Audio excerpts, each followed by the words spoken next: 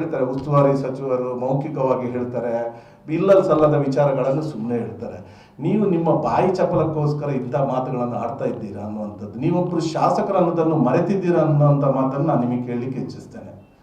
ಯಾಕೆಂತ ಹೇಳಿದರೆ, ಇವತ್ತು ನಮ್ಮ ಮಂಗಳೂರು ನಗರ ಬೆಳೆಯುತ್ತಿರುವಂಥ ನಗರ, ಇಲ್ಲಿ ಟ್ರಾಫಿಕ್ ಜಾಮ್ಗಳು ಇದು ಖಂಡಿತವಾಗ್ಲೂ ಈಗ ಆಗ್ತಾ ಇದೆ.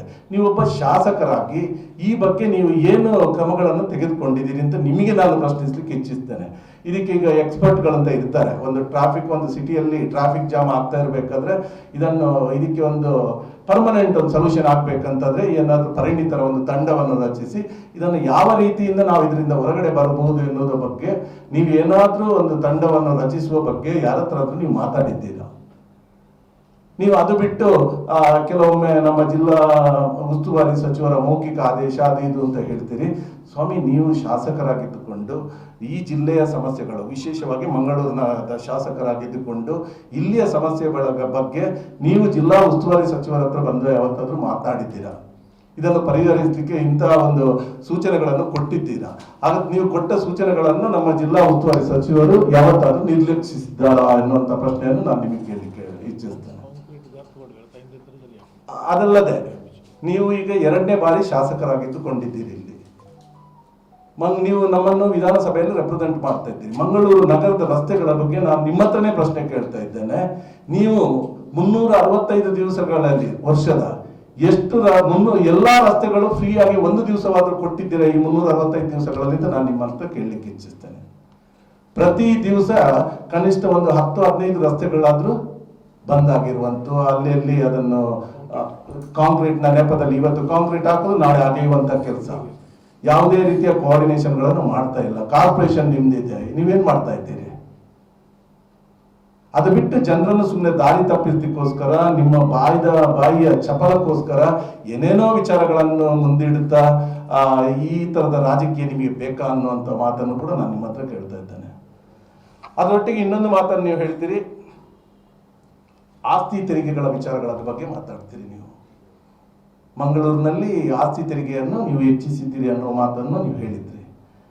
ನಿಮಗೆ ನಾನು ನೆನಪು ಮಾಡಲಿಕ್ಕೆ ಇಚ್ಛಿಸ್ತೇನೆ, ಈ ಮಾನ್ಯ ಶ್ರೀಮಾನ್ ಬಿ ಜನಾರ್ದನ್ ಪೂಜಾರಿ ಅವರು ಬಹುಶಃ 2002ರಲ್ಲಿ ಕರ್ನಾಟಕ ರಾಜ್ಯಾದ್ಯಂತ ಸ್ವಯಂ ಘೋಷಿತ ತೆರಿಗೆಯನ್ನು ಜಾರಿಗೆ ತಂದ ಸಮಯದಲ್ಲಿ ಮಂಗಳೂರಿನಲ್ಲಿ ಈ ಸ್ವಯಂ ಘೋಷಿತ ತೆರಿಗೆಯನ್ನು ಹೇರಬಾರದು ಅನ್ನುವಂತ ಒಂದು ಮಾತನ್ನು ಕೊಟ್ಟು ಅವತ್ತಿಂದ ಅದನ್ನು ಮಾಡದಾಗೆ ನೋಡಿಕೊಂಡು ಬಂದವರು ಯಾರು ಅಂತ ಕೇಳಿದ್ರೆ ಕಾಂಗ್ರೆಸ್ನ ಮಾನ್ಯ ಶ್ರೀಮಾನ್ ಬಿ ಜನಾರ್ದನ್ ಪೂಜಾರಿ ಅವರು. ಅದರ ನಂತರ ಕಾಂಗ್ರೆಸ್ ಪಕ್ಷ ಯಾವತ್ತೂ ಕೂಡ ತೆರಿಗೆಯನ್ನು ಏರಿಸುವಂತ ಕೆಲಸಕ್ಕೆ ಹೋಗ್ಲಿಲ್ಲ, ಇವತ್ತಿನವರೆಗೂ ಕೂಡ ಮಾಡಲಿಲ್ಲ. 5 ವರ್ಷ ನಾವು ಮಾಡಲಿಲ್ಲ. ಅದರ ನಂತರ ಕೇಂದ್ರ ಸರ್ಕಾರ ಸೂಚಿಸುತ್ತೆ, ನಿಮಗೆ ಬೇಕಾದಂತ ಸವಲತ್ತುಗಳು ಬೇಕು ಅಂತಾದ್ರೆ ಇದನ್ನು ನೀವು ಮಾಡಲೇಬೇಕನ್ನುವಂತ ಒಂದು ಒತ್ತಾಯವನ್ನು ಹೇರಿದಾಗ ನಿಮ್ಮ ಸರ್ಕಾರ ಈ ಆಸ್ತಿ ತೆರಿಗೆಯನ್ನು ಸ್ವಯಂ ಘೋಷಿತ 2008ರಲ್ಲಿ ಮಾಡಿರುವಂತದ್ದು. ಅದರ ನಂತರ ಕಾಂಗ್ರೆಸ್ ಪಕ್ಷದ ನೇತೃತ್ವದ ಸರ್ಕಾರ ಯಾವತ್ತೂ ಕೂಡ ಆಸ್ತಿ ತೆರಿಗೆಯನ್ನು ಹೆಚ್ಚು ಮಾಡುವಂತ ಕೆಲಸಕ್ಕೆ ಹೋಗ್ಲಿಲ್ಲ. ಈ ಪ್ರಾಪರ್ಟಿಯ ಗೈಡ್ ಲೈನ್ಸ್ ವ್ಯಾಲ್ಯೂ ಏನಿದೆ ಇದು 3 ವರ್ಷಕ್ಕೊಮ್ಮೆ ಪರಿಷ್ಕರಣೆ ಆಗುವಂತದ್ದು ಸರ್ವೇ ಸಾಮಾನ್ಯ. ಇದನ್ನು ಮಾತ್ರ ಮಾಡ್ತಾ ಇದೆ. ಇದರಲ್ಲೂ ಕೂಡ ಹೆಚ್ಚು ಕಡಿಮೆ ಇದ್ದಂತ ಪಕ್ಷದಲ್ಲಿ ಇದನ್ನು ಸರಿಪಡಿಸುವಂತ ಕೆಲಸ, ಇದನ್ನು 5 ವರ್ಷಕ್ಕೊಮ್ಮೆ ಮಾಡ್ಬೇಕನ್ನುವಂಥದ್ದು ನಾವು ಕೂಡ ಎಲ್ಲರಲ್ಲಿ ಕೂಡ ಮಾತಾಡುವಾಗ, ಈ ವಿಚಾರಗಳ ಬಗ್ಗೆ ವಿಚಾರ ವಿನಿಮಯಗಳನ್ನು ಮಾಡುವಾಗ ಇದನ್ನು 5 ವರ್ಷಕ್ಕೊಮ್ಮೆ ಮಾಡಿದ್ರೆ ಒಳ್ಳೇದು ಅನ್ನುವಂತ ಮಾತು ಬರ್ತಾ ಇದೆ. ಇದನ್ನು ಖಂಡಿತವಾಗ್ಲೂ ನಮ್ಮ ನಾಯಕರುಗಳೆಲ್ಲ ಇದ್ದೇವೆ, ನಾವು ಮುಖ್ಯಮಂತ್ರಿಗಳ ಹತ್ರ ಮಾತಾಡ್ತೇವೆ.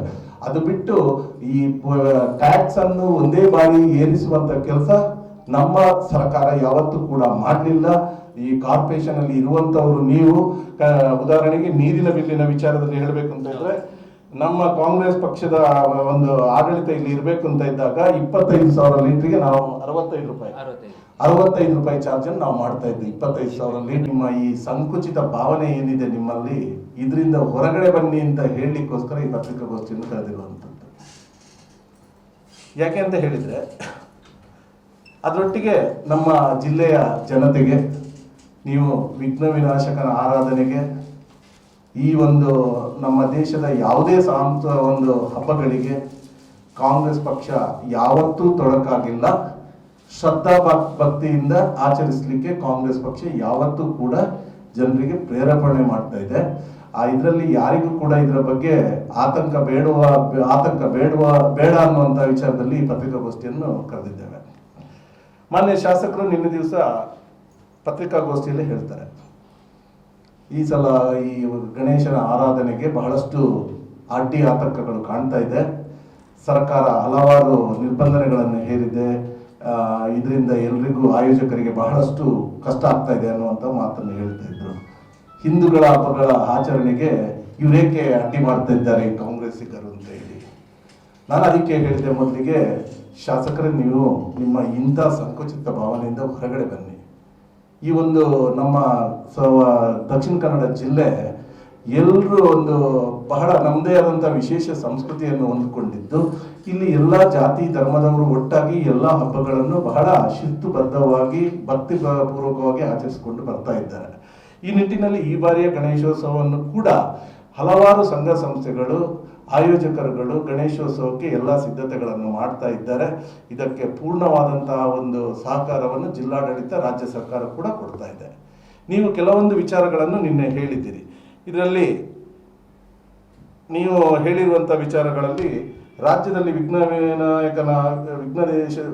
ದೇಶದ ದೊಡ್ಡ ಹಬ್ಬ ಗಣೇಶ ಚತುರ್ಥಿ ಕೆಲವೇ ದಿನಗಳಲ್ಲಿ ಬಾಕಿ ಇದ್ದು, ಮಂಗಳೂರು ನಗರದ ಗಣೇಶ ಪ್ರತಿಷ್ಠಾಪನೆಗೆ ಅನುಮತಿ ಕೋರಲು ಹೋಗಿರುವಾಗ ಆಯೋಜಕರಿಗೆ ನಿಮ್ಮ ಕಾರ್ಯಕ್ರಮದಲ್ಲಿ ಭಾಗವಹಿಸುವ ಗಣ್ಯರ ಅತಿಥಿಗಳ ಹೆಸರು, ಮೊಬೈಲ್ ಸಂಖ್ಯೆ, ಬೇರೆ ಡೀಟೇಲ್ಸ್ಗಳನ್ನು ಕೇಳ್ತಾರೆ ಅನ್ನುವಂಥದ್ದು.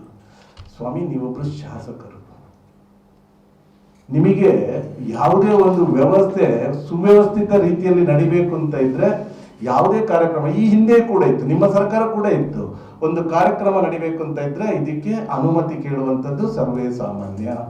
ಈ ಅನುಮತಿ ಕೇಳುವಾಗ ಅದರಲ್ಲಿ ಆಯೋಜಕರು ಯಾರು, ಆ ಕಾರ್ಯಕ್ರಮದ ಸ್ವರೂಪಗಳ ಬಗ್ಗೆ, ಅತಿಥಿಗಳ ಬಗ್ಗೆ ಅಥವಾ ಟ್ಯಾಬ್ಲೋಗಳ ಬಗ್ಗೆ ಅವರು ಕೇಳುವಂಥದ್ದು.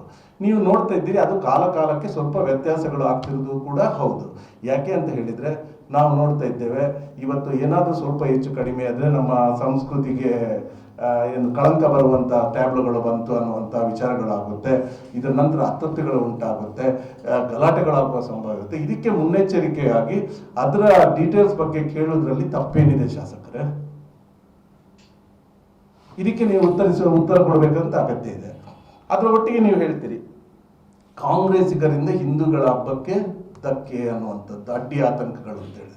ಸ್ವಾಮಿ, ನಾವು ಕೂಡ ಹಿಂದೂಗಳು, ನಾವು ಕಾಂಗ್ರೆಸ್ನಲ್ಲಿರುವವರು, ನಾವು ಕೂಡ ಎಲ್ಲ ಹಬ್ಬಗಳನ್ನು ಆಚರಿಸ್ತೇವೆ. ನೀವು ಹೇಳಿದ್ದೀರಿ ನಿನ್ನೆ ಅದ್ದೂರಿಯಾದಂಥ ಗಣೇಶೋತ್ಸವಕ್ಕೆ ಅಂತ. ಅದ್ದೂರಿ ಎರಡನೇದು, ನಾವು ಭಕ್ತಿಪೂರ್ವ ಪ್ರಧಾನವಾಗಿ ನಾವು ಮಾಡುವಂಥದ್ದು. ಈ ಹಬ್ಬಗಳನ್ನು ಅದ್ದೂರಿಯಾಗಿ ಮಾಡೋದಕ್ಕಿಂತ ನಾವು ಭಕ್ತಿಗೆ ಪ್ರಾಶಸ್ತ್ಯವನ್ನು ಕೊಡ್ತಾ ಇದ್ದೇವೆ. ಭಕ್ತಿಪೂರ್ವ ಪ್ರಧಾನವಾಗಿ ಈ ಹಬ್ಬಗಳು ನಮ್ಮ ಹಿಂದೂ ಸಂಸ್ಕೃತಿಯಂತೆ ನಡಿಬೇಕು ಅನ್ನುವಂಥದ್ದು ನಮ್ಮೆಲ್ಲರ ಇಚ್ಛೆ. ಅದನ್ನು ನಾವು ಮಾಡಲಿಕ್ಕೆ ಏನೆಲ್ಲ ಸಹಕಾರಗಳು ಬೇಕು ಇದನ್ನು ನಾವು ಮಾಡ್ತಾ ಇದ್ದೇವೆ. ಆದ್ದರಿಂದ ದಕ್ಷಿಣ ಕನ್ನಡದ ಜಿಲ್ಲೆಯ ಜನತೆಗೆ ನಾವು ಹೇಳ್ತಾ ಇದ್ದೇವೆ, ಈ ಒಂದು ಹಬ್ಬವನ್ನು ನಾವು ಹಿಂದಿನಂತೆ ಎಲ್ಲರೂ ಕೂಡ ಒಂದು ಭಕ್ತಿಪೂರ್ವಕವಾಗಿ ಶಿಸ್ತುಗಳಿಂದ ಈ ಹಬ್ಬವನ್ನು ಆಚರಿಸುವ, ಇದರಲ್ಲಿ ನಿಮಗೆ ಯಾರಿಗೂ ಕೂಡ ಯಾವುದೇ ಆತಂಕಗಳು ಬೇಡ. ಜಿಲ್ಲಾಡಳಿತ ಹಾಗೆ ರಾಜ್ಯ ಸರ್ಕಾರ ನಿಮ್ಮೊಟ್ಟಿಗೆ ಇದೆ ಅನ್ನುವಂಥ ಮಾತನ್ನು ಸ್ಪಷ್ಟಪಡಿಸಲಿಕ್ಕೆ ನಾವು ಬಯಸ್ತಾ ಇದ್ದೇವೆ. ಎರಡನೇದ್ದು, ನಮ್ಮ ನಿನ್ನೆ ಇದರಲ್ಲಿ ಮಾತನಾಡಬೇಕಾದ್ರೆ ಹೇಳಿದರು,